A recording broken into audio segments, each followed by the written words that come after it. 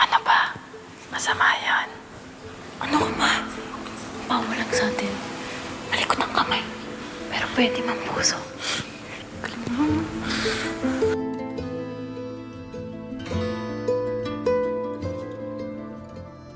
Martha, naisipan pala namin na kumuha ng bagong kasambay na makakasama mo. May kulang pa po ba sa ginagawa ko? Kasi kaya ko naman pong gawin lahat ng gawain dito sa bahay. Papakilala ko pala sa'yo yung bago mong makakasama. Heidi, si Martha. Martha si Heidi. Ang hirap maging katulong, no? Sinabi mo pa, may bahay ka nga, hindi naman sa'yo.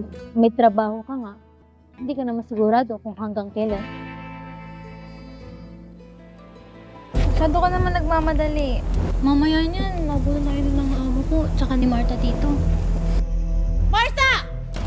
Ma'am, bakit po? Ikaw ba may gumawa dyan? Putang ina mo, ha? Ano, nakaganti ka na? Tabla lang tayo.